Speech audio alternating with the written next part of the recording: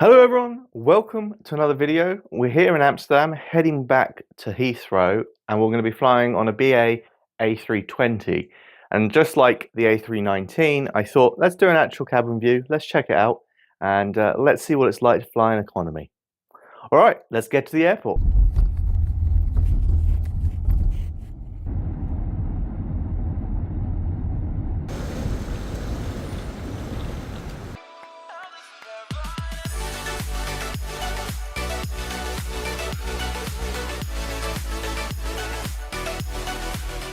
So as always, boarding from the front. Again, quick look at business class on the A320. You're getting the same seat as always, just with the middle seat blocked out.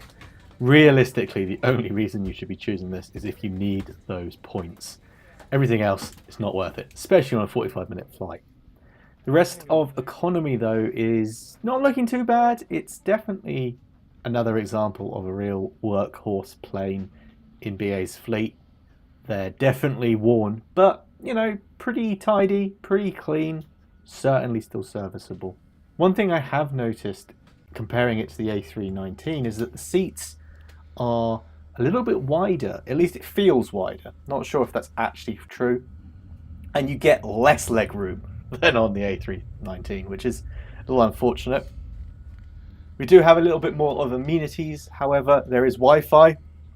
We'll talk about that later. And USB power. Now, these are notoriously bad for just not working. Do not rely on these. It's kind of a bonus if it works. Otherwise, bring a power pack if you need it.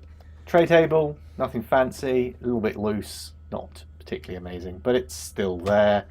And like I said, legroom worse than on the A319. Really squidged in here.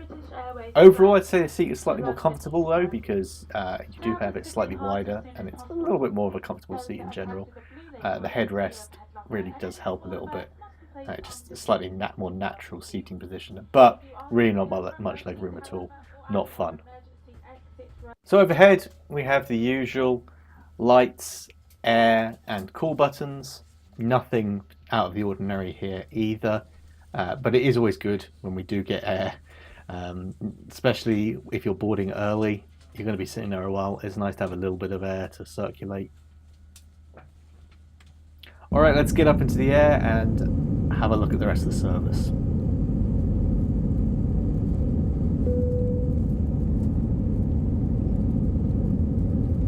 So as I mentioned before, this is a very short flight, but we still get a drink and a snack, bottle of water and a chocolate bar as a snack on our return to Heathrow.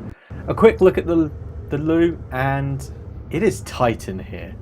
I couldn't actually stand up straight in the kind of standing area. I am 6 foot, but still that feels a little too tight for my liking. Generally fairly clean, worn, yes, but you know, again, you're only going to use this if you really have to. That's for sure.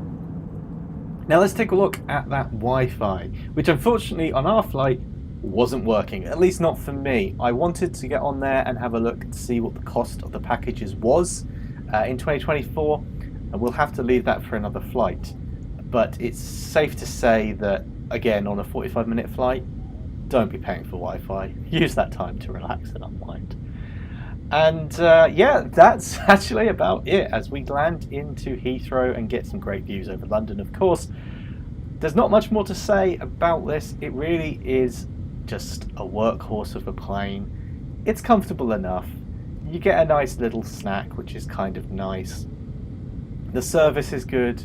Friendly staff as always. I do quite enjoy British Airways for their service. I think the staff is great, even if their planes are getting very dated. But they have announced new cabins and new planes for the short haul, so I'll definitely be looking forward to seeing those. But anyway, I'm going to end it there for today. Thank you very much for watching. Please, if you have liked this video, make sure to hit that like button and subscribe. We're still a very small channel at about 440 subscribers as of recording, so every single subscriber really does count and will make a huge difference. So thank you very much. I hope you've enjoyed it, and I'll see you again very soon for another video. Bye for now.